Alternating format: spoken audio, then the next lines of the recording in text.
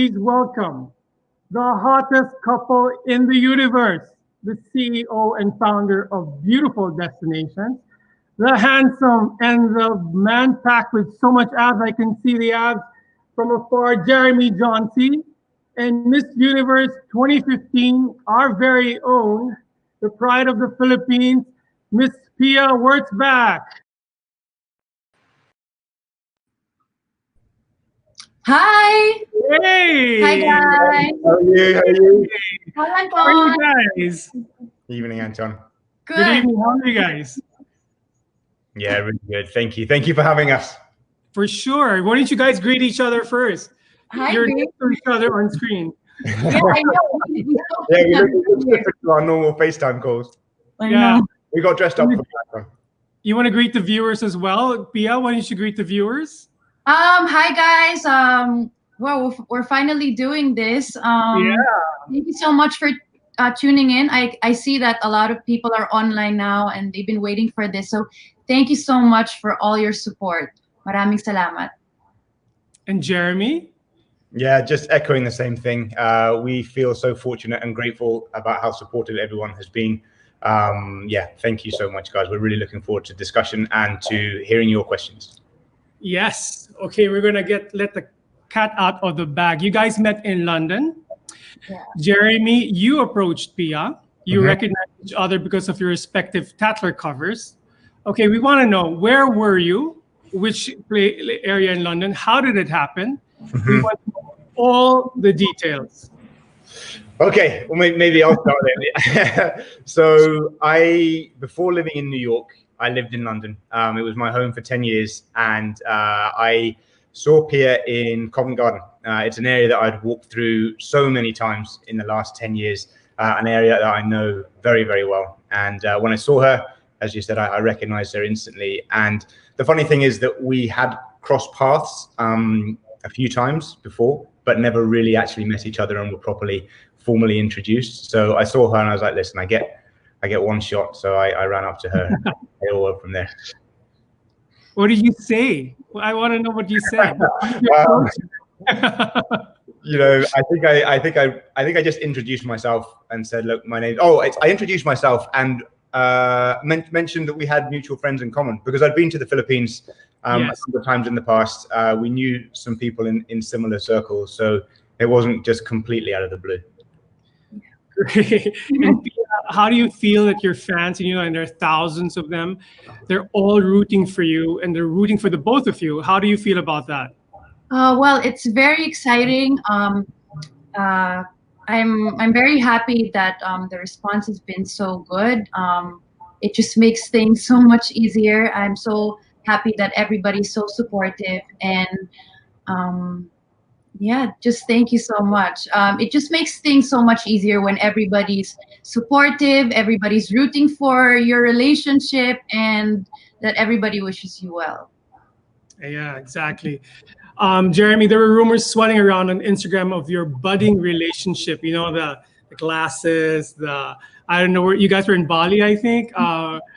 Were you hesitant to make the relationship public? I know you guys are a little bit off because I know we were speaking earlier, Pia and Jeremy. This is the first time that you're actually doing this. Yeah. And I know you guys are on Zoom days or doing all these things, but this is the first time you're doing this with everybody else. So are you afraid to make the relationship public? It wasn't so much afraid, I don't think. It was more really wanting to make sure that we invested in each other and got to know each other, and really that the foundation for our whole relationship was built on the two of us really becoming close and understanding our values, the things that we cared about, the things that we wanted. And on the flip side, knowing that obviously people would be interested and people would want to know about us, we just felt it was really important that we set a good foundation before we came out and did something like this. Fantastic. Pia, you mentioned in the Tatler interview that in Jeremy, I love this actually, this quote, that in Jeremy you met the male version of yourself. Can you elaborate on this?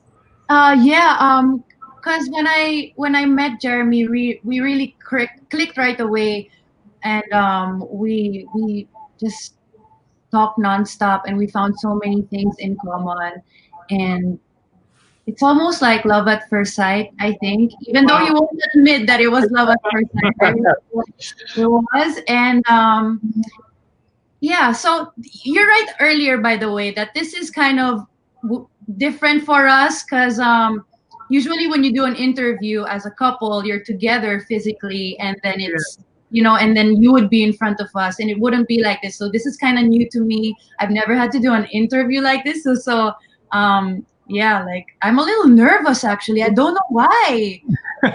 We live in funny times, but I'm sure we'll get through this as well. Jeremy, I know you were supposed to come to Manila in March. You were actually supposed to speak in Manila House as well. When was the last time you saw each other? Wow. So it would have been, February, right, baby? Yeah, New York. Ooh, that's what you call each other. Yeah, well, I call him my love, and then he calls me baby and other things. Other thing. Oh, this is very important for the Filipinos. You know Pinoys, right? We call ourselves Pinoys. Okay, what Tagalog word do you know? The most important one. Mahal kita. Ah! all the important things. Exactly. Yeah, and I also taught him kilig. He also know what kilig means. I know that a lot of people who comment on our page now, they say kilig a lot. So I told him, you know what kilig means, right? Like, because I do say it to him, like, I feel so kilig, or you make me so kilig. So he knows what it means now. So kilig, mahal kita, maganda. What else, babe? Like, I mean, those are the important ones. The important ones, right? Those are the ones that we try and say to each other. I've known you guys, and I'm kilig as well right now because see you guys. I'm kilig too, and I'm nervous. Oh my god. Okay, Pia, has a long distance and the pandemic since it's interrupted your relationship? How do you feel you can make it stronger? How do you manage all this? I think it's really important to. You mean like for a relationship or just being in? If you're long distance and plus the pandemic, you can't see each other. How do you make this relationship strong? I think given the parameters. I think constant communication is so important. We talk to each other every day. Every day. Well, like walang mintes. Every day we talk to each other. Sometimes we talk twice a day, and we'll talk for hours if he didn't have to go to a meeting or to go to work, which he still does, by the way, up to now, every day. We would be talking for hours, and that's just how we bond. We just talk about everything. And I think that's so important, especially for couples that are long distance relationship now. Talk to each other every day, check up on each other, and talk about the real things too. Don't just like pretend that, oh no, I'm good, baby, like nothing's wrong, I'm fine. I mean, we're in the middle of a pandemic and so many things going on in the world right now. So it's really important to be honest and to catch up, to check on each other, be really honest. Yeah. Jeremy, you met in London, Hong Kong, Indonesia, then New York in a span of a year, but it was in Hong Kong on a special day that Jeremy, you mentioned in the article as well, that you wanted to be, this was the moment you wanted to be with Pia. Take us to that situation and what made it very special. I think just building on what Pia said, we've really invested heavily in communicating with each other right since the very, very beginning, and just talking about our feelings, talking about what we're looking for in life. And, you know, I see it as a huge compliment that she thinks that I'm a male version of her, because I see how driven and smart and, you know, intelligent she is, and how much I learn from her, and hopefully she learns from me. So I think with Hong Kong, what was so special about that was we just walked around Hong Kong, just talking. Really, like, there was no fancy dinners, there was no, you know, shows or anything really that you might do when you're early dating life. We were just walking around and talking. And I think we touched on it in the article, but I remember sitting down in a little park, and we had all these school kids running around us and making noise, and, you know, birds in the trees, and just being in the middle of nature, in the middle of Hong Kong. And just, you know, looking at each other and talking about the things that we wanted, and realized that they were very similar, you know, realized we had shared values, realized that we both, you know, we both wanted the same thing. And then I, you know, it was love at first sight. I was like, right, I'm done. This should be Pia, I think this should be a movie, don't you think? You should guys be in a movie together. Right? Like, yeah, I mean the way we met and the way it all happened. And Jeremy was right. There were moments before that we almost met. There was one event while I was Miss Universe living in New York. There was an event by Philippine Tourism. I was there as a guest, and then, oh no, they were there earlier, and then they were leaving, and then somebody said, "No, wait, because Miss Universe is coming," and then, but they left anyway, so we didn't that night.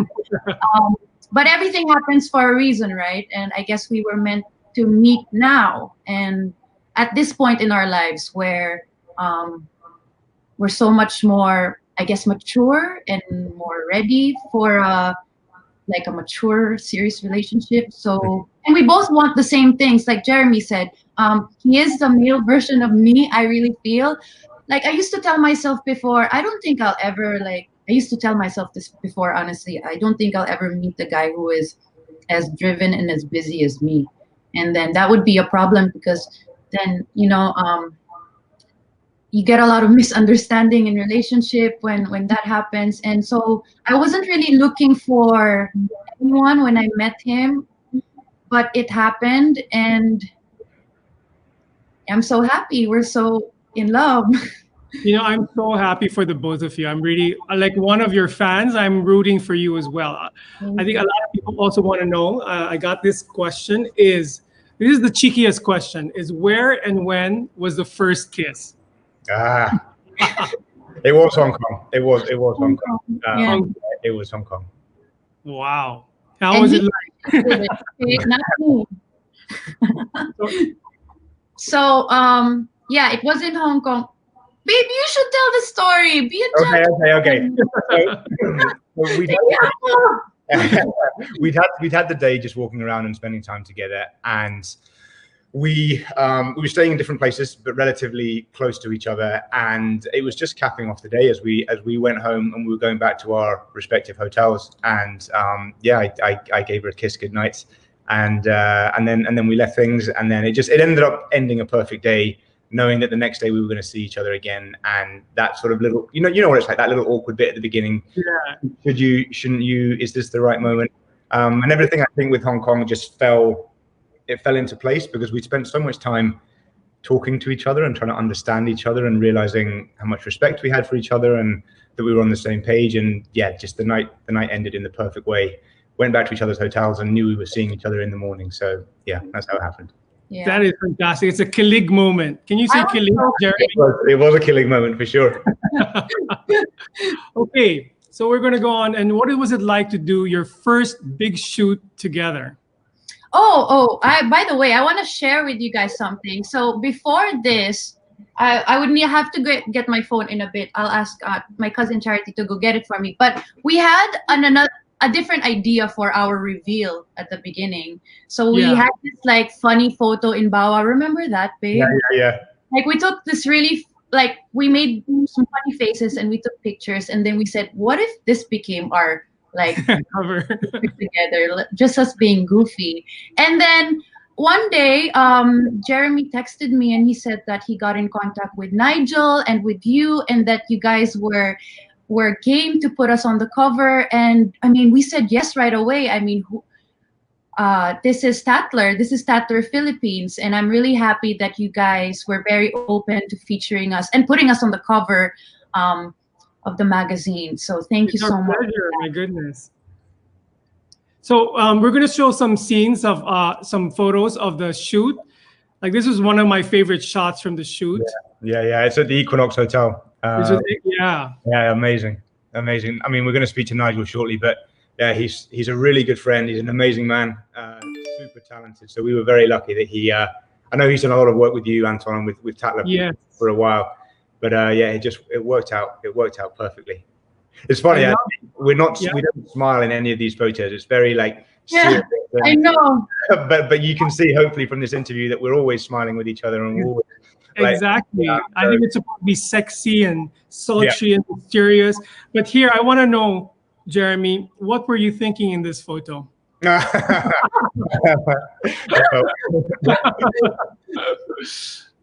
trying to think.